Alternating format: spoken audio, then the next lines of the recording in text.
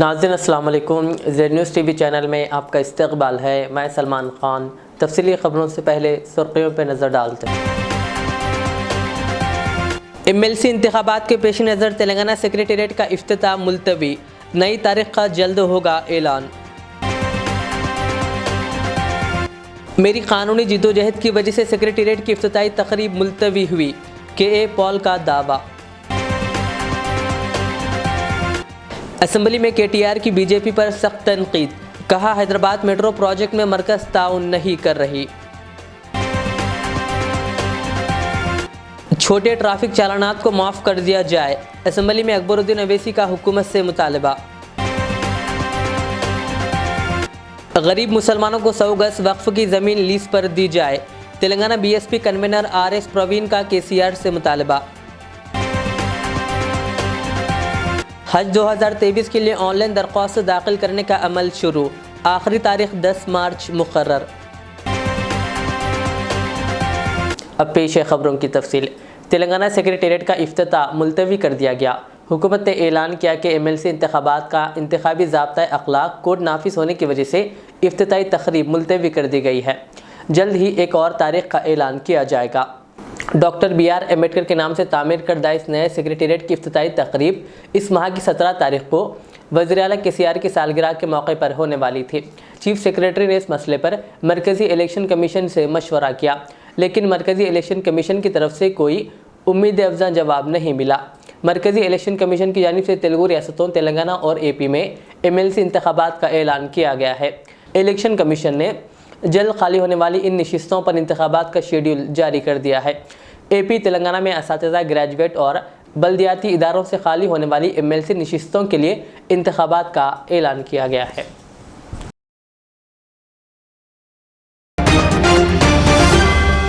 प्रजा शांति पार्टी के सदर KA पॉल ने कहा कि तेलंगाना के वज़ीर आला KCR के खिलाफ कानूनी जिद्दोजहद की वजह से ही नए सेक्रेटेरिएट की इफ्तिताही तकरीब मुलतवी कर दी गई।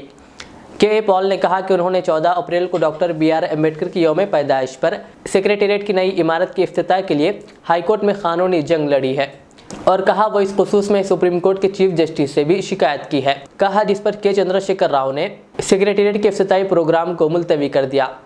उन्होंने वज़ीर आला KCR पर अपनी गलती को तस्लीम किए बगैर इंतखाबी ज़ाब्ता अखलाक को बहाना बनाते हुए तकरीब को मुलतवी करने पर तनकीद की।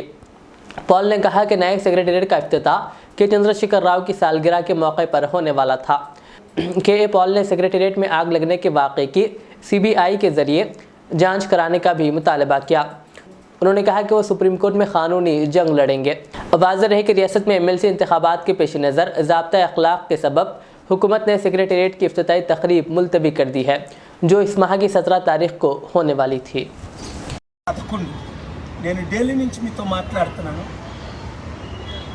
డాక్టర్ BR అంబేద్కర్ గారు గెలిచారు, KCR గారు ఓడిపోయారు, బహుజనులు గెలిచారు,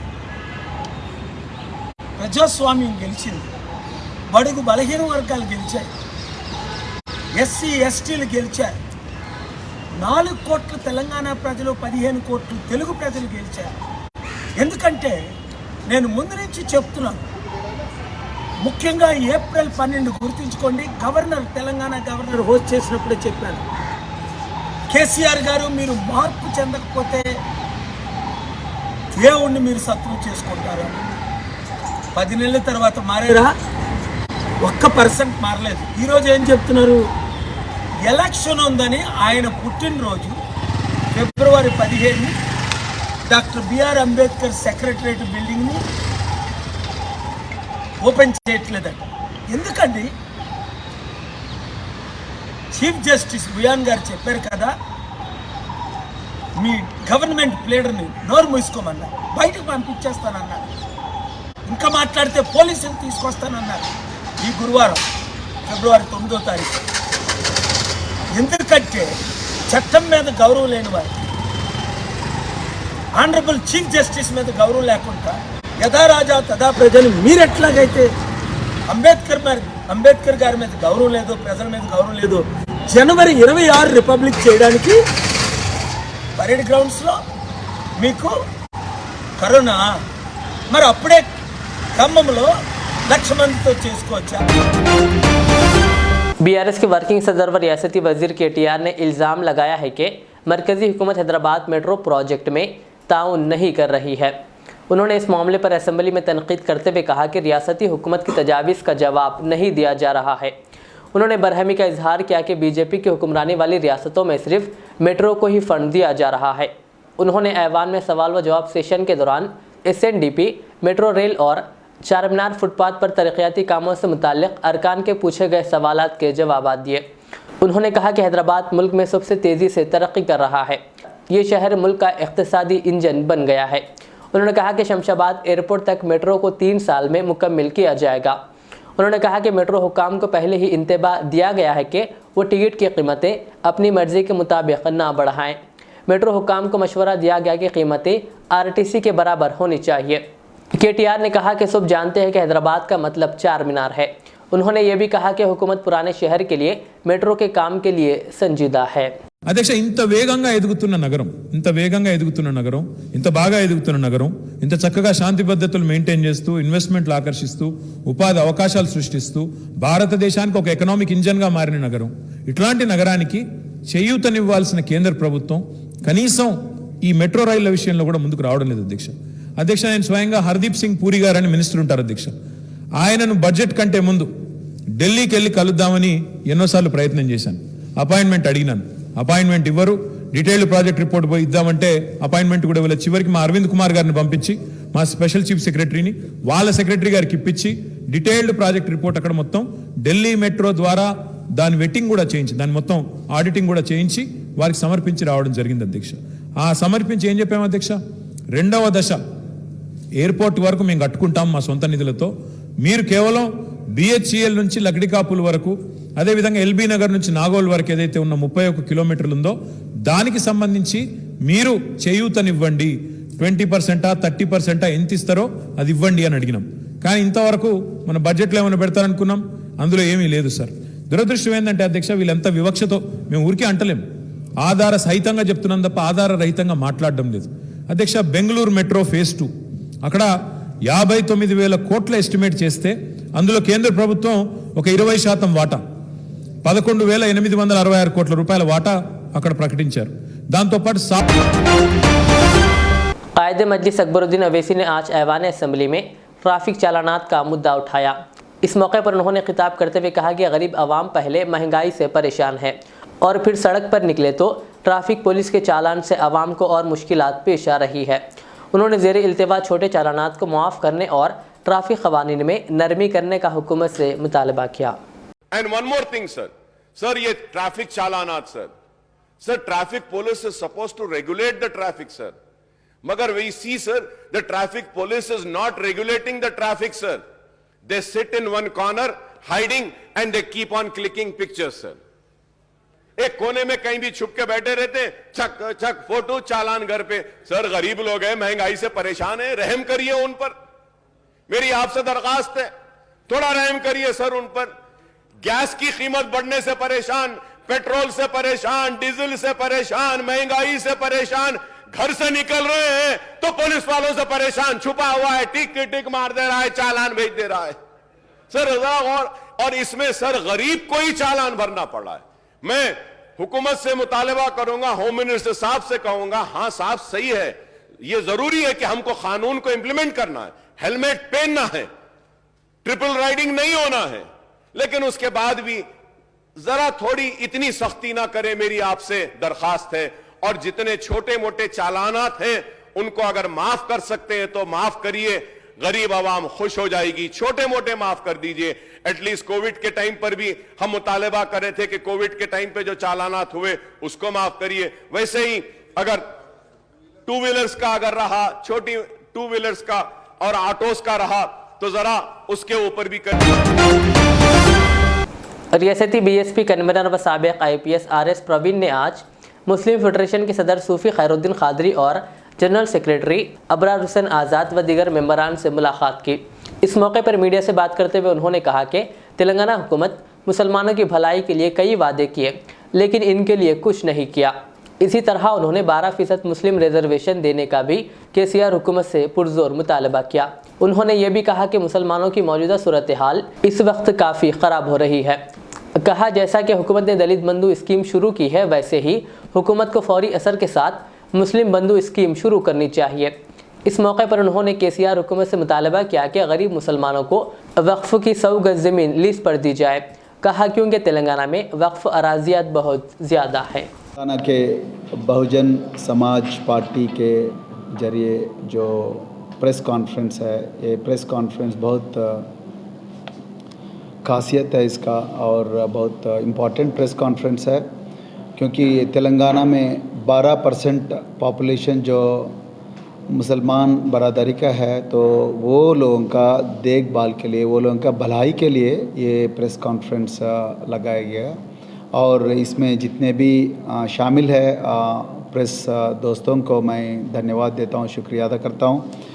और देखिए तेलंगाना में अभी तक जो 9 साल के तेलंगाना के संघर्ष में मुस्लिम समाज भी शामिल थे और वो लोग भी बहुत कुर्बान किए और वो लोग भी लाठियों पुलिस एक्शन में जख्मी हो गए और वो लोग के ऊपर भी पुलिस केस हो गए।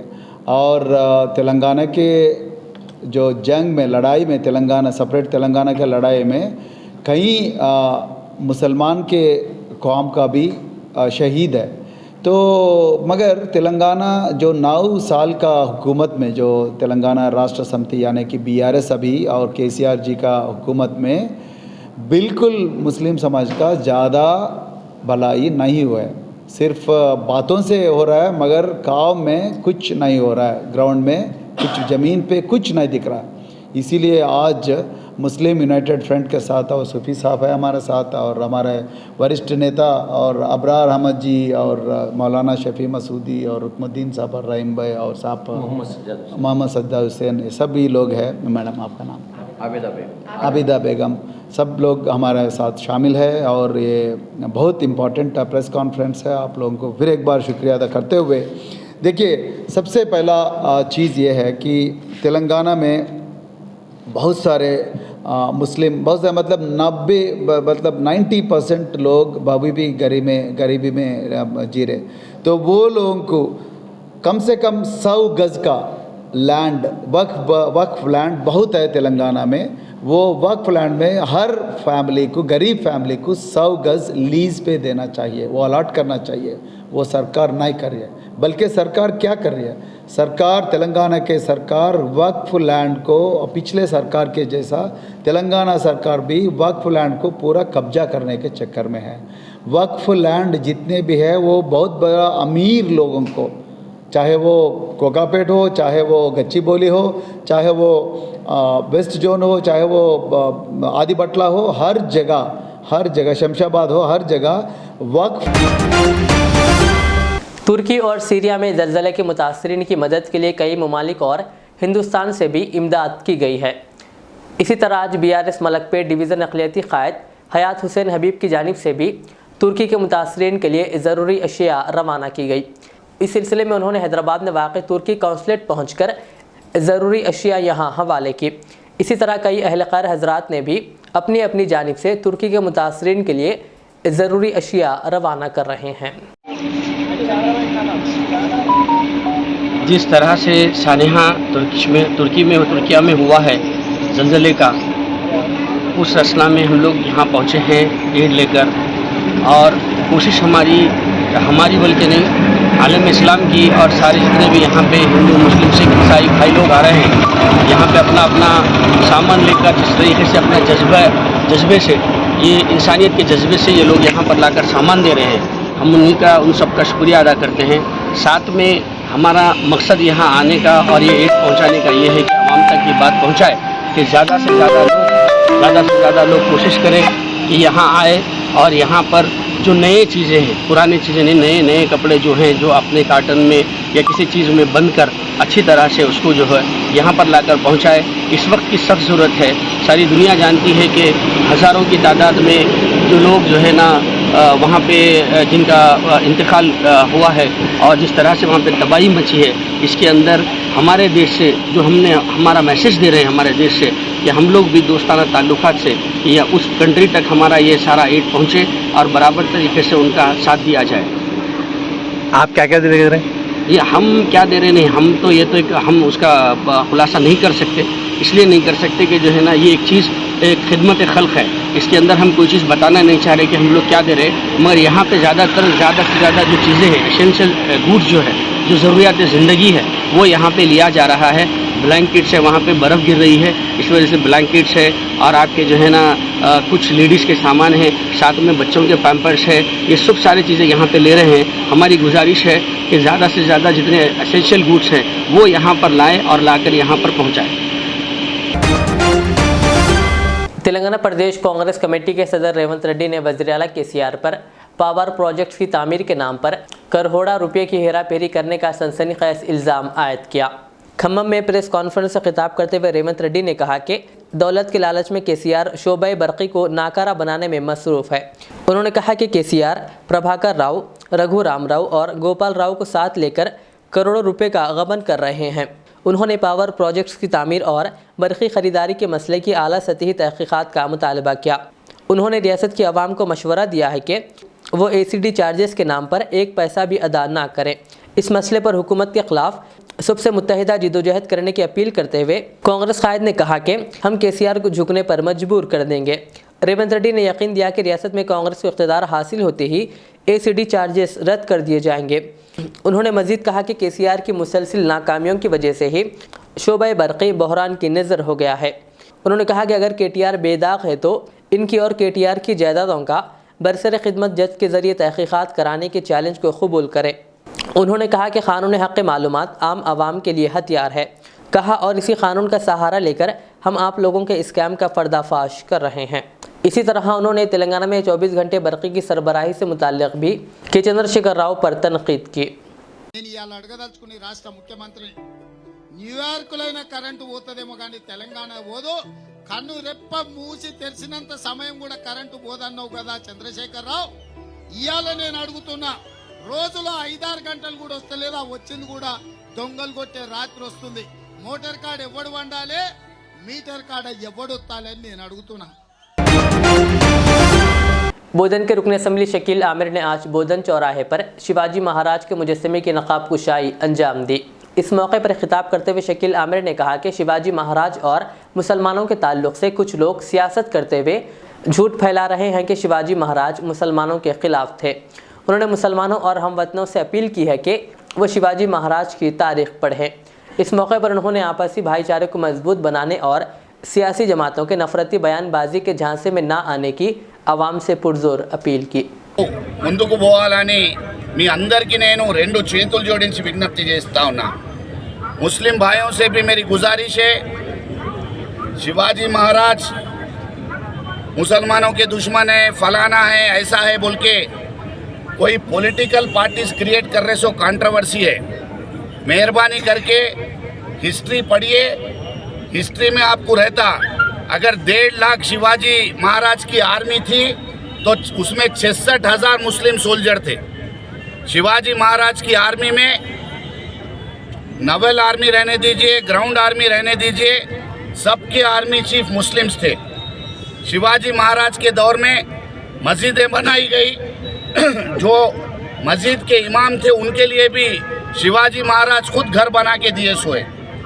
तो ये गलत फहमियाँ सियासी फ़ायदे के लिए, पॉलिटिकल बेनिफिट के लिए, रिलीजियंस को लड़ाने के लिए शिवाजी महाराज कभी ज़िंदगी में मज़हब की लड़ाई नहीं लड़े। उन्होंने अपनी रियासत की लड़ाई लड़े, लेकिन मज़हब की लड़ाई कभी नहीं लड़े। तो ऐसी गलत फहमियाँ कुछ लोग पैदा कर रहे। मेहरबानी करके अल्लाह ताला आपको अक्ल सलीम दिया, किताबें पढ़िए, देखिए, हिस्ट्री निकालिए, आपको मालूम होगा यहाँ पे कोई किसी के ख़िलाफ़ नहीं है।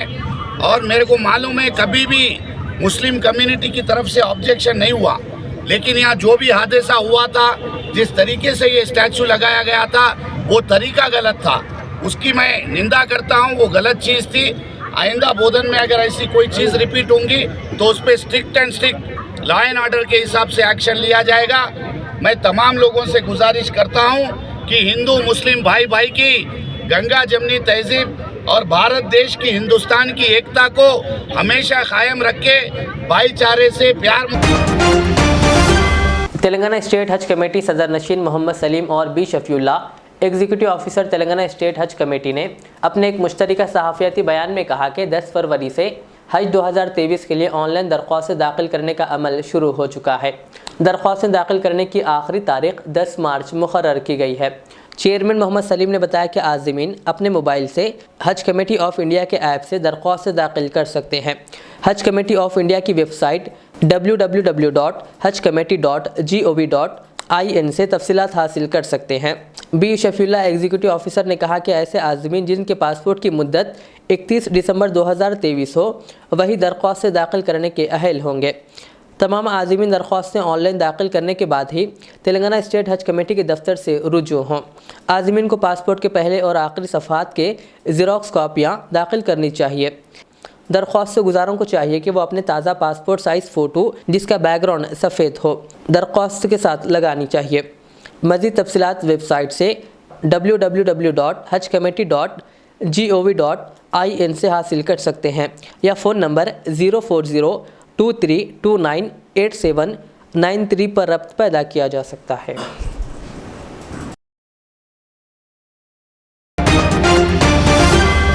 तेलंगाना बीजेपी के रुकन assembly T Raja Singh motorcycle पर असम्बली पहुंचे।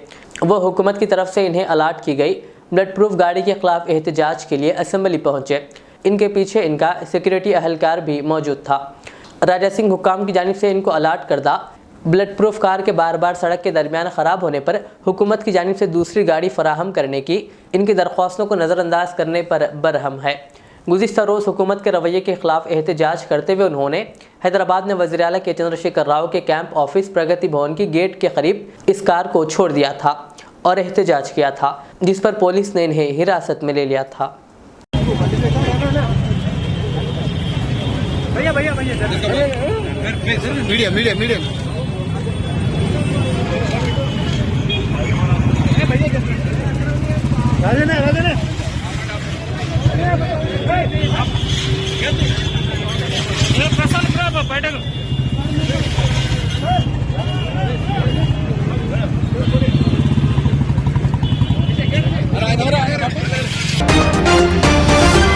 ज़िले के सहाफ़ियों के देरीना ख्वाब मकानात के लिए जगह, हेल्थ कार्ड, रेलवे पास वगैरह जैसे मसाइल के लिए सहाफ़ियों की तंजीम Telangana union of working journalist जो कौमी तंजीम इंडियन जर्नलिस्ट यूनियन से वाबस्ता है कि ज़िला आसिफाबाद शाख के ज़ेर एहतमाम ज़िले भर में मरहलावार एहतजाजी मुजाहरों का आगाज़ 13 फरवरी से आसिफाबाद मंडल रेवेन्यू दफ्तर के रूबरू हो रहा है। इस बात का ऐलान TUWJIJU आसिफाबाद ज़िला सदर अब्दुल रहमान ने किया।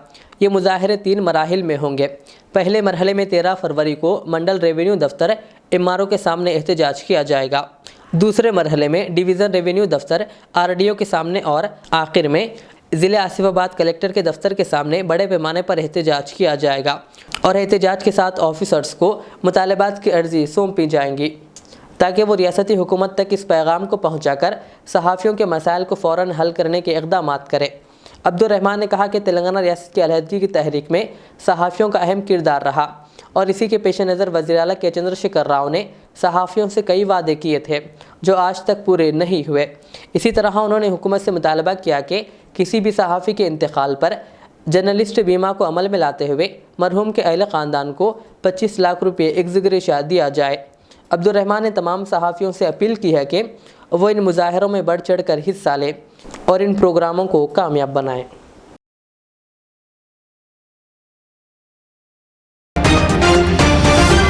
शहर हैदराबाद में वाक़ डिस्ट्रिक्ट एजुकेशन ऑफिस में ग्रेवियंस इजलास मुनक़िद किया गया, जिसमें TNGOs हैदराबाद डिस्ट्रिक्ट के सदर SM हुसैन मुजीब ने शिरकत की। इस मौके पर मुलाजिमीन ने इन्हें मुख्तलिफ मसाइल से वाकिफ़ करवाया और नुमाइंदगी करते हुए एक लेटर भी हवाले किया। इस मौके पर TNGOs union school education department Hyderabad के सदर KR राजकुमार और सेक्रेटरी के अलावा कसीर तादाद में मुलाजिमीन व दीगर भी मौजूद थे।